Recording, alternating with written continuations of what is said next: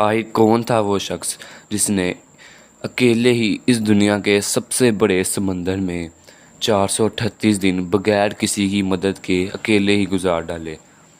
इसने एक ऐसा वर्ल्ड रिकॉर्ड बना डाला था जो अब तोड़ना किसी की बस की बात नहीं है। इसने इतने दिन इस खामोश जगह पर किस दिमागी और जिस्मानी अज़ियत के साथ गुजारे होंगे, इसका एक आम आदमी तसव्वुर भी नहीं कर सकता। ये वाक़या इसके साथ कैसे पेश आया और वो क्या वजह थी जिसने इसको इतने दिन इस वीरान समंदर में गुजारने पर मजबूर कर दिया। आज की इस वीडियो में हम यही सब कुछ जानेंगे। तो ये बात है 17 नवंबर 2012 को जोस एल्वडिंगा मैक्सिको के चियापास के एक साहिल पीजी जापान के करीब कोस्टा विली से अपने एक दोस्त एज़िक्विल के हमरा रवाना हुआ। 7 फुट की एक छोटी सी बोट पर अपने साथ सिर्फ एक दिन का खाना लेके आने वाले और दिमाग में 30 घंटे सिर्फ इस समंदर में गुजारने की नीयत से वो अपने गांव को अलविदा करते हुए निकलते हैं।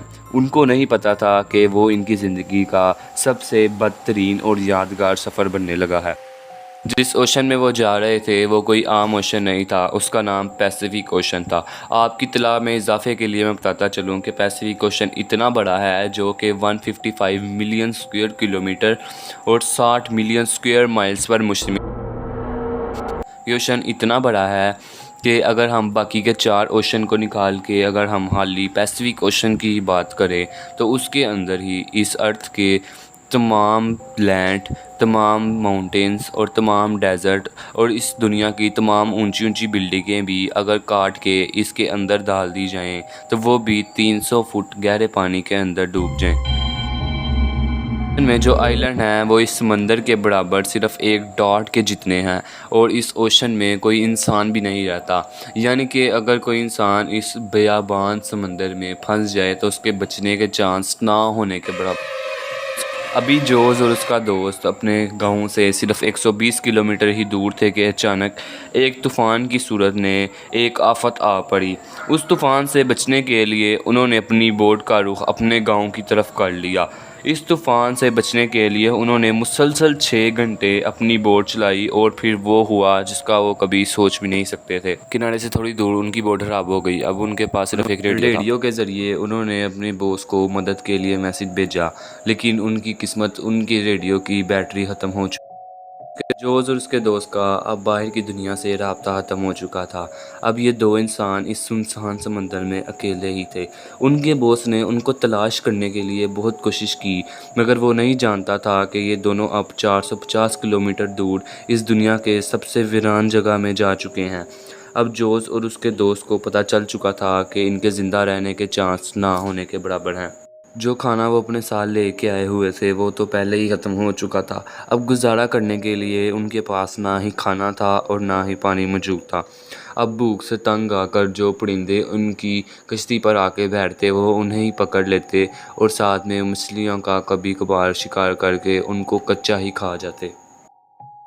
समंदर का पानी खारा होने की वजह से ये लोग ये पानी पी तो नहीं सकते थे, लेकिन वो बारिश होने का इंतज़ार करते। जब कभी बारिश होती तो वो लोग अपनी प्लास्टिक की कैन में ये पानी स्टोर कर लेते, वो भी तब जब बारिश होती। बारिश ना होने की सूरत में ये लोग मछलियाँ और कछुओं का खून पीते थे। जोस और उसके दोस्त के लिए इन हालात में सरवाइव करना दिन ब दिन बहुत मुश्किल होता जा रहा था। जिस अजियत से वो गुजर रहे थे उसका एक आम इंसान तसव्वुर भी नहीं कर सकता। आज 4 महीने बाद जोस के साथी ने सुसाइड कर ली। फिर छोटी सी बोट पर जोस अकेला ही रह गया। जोस के साथ कोई बात करने के लिए भी नहीं रहा। जोस अब जिस मेंटली टॉर्चर से गुजर रहा था उसका एक आम इंसान तसव्वुर भी नहीं कर सकता।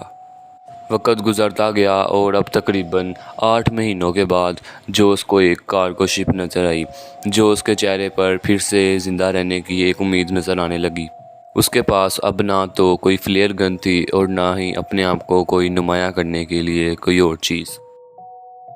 जोस ने इस शिप को हर तरह का इशारा कर दिया, लेकिन शिप थी कि शिप के पायलट को जोस का इशारा नज़र ही नहीं आ सका और वो इसे इग्नोर कर कर चला गया।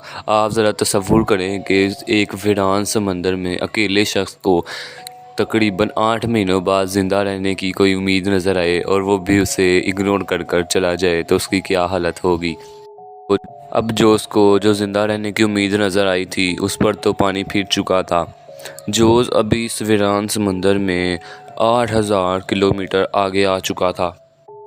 وقت گزرتا چلا گیا اور تقریباً 14 مہینوں کے بعد 30 جنوری 2014 کو پورے 438 دنوں کے بعد جوز کو ایک آئی لینڈ نظر آیا۔ جوز نے اپنی بوٹ سے چھلانگ ماری اور سوئم کر کر اس آئی لینڈ تک پہنچا۔ اس آئی لینڈ میں جوز کو ایک گھر نظر آیا۔ جوز نے پورے 438 دنوں کے بعد زمین کے اوپر قدم رکھا تھا۔ یہاں اس کی ملاقات ایک آدمی سے ہوئی جس نے اس کی مدد کی اور جوز کو اس کے گھر تک پہنچانے میں مین رول ادا کیا۔ گھر آتے ہی جوز نے اپنی ایک بک 438 ڈیز کے نام سے پبلش کی، جس کی وجہ سے جوز کو جیل میں ڈال دیا گیا۔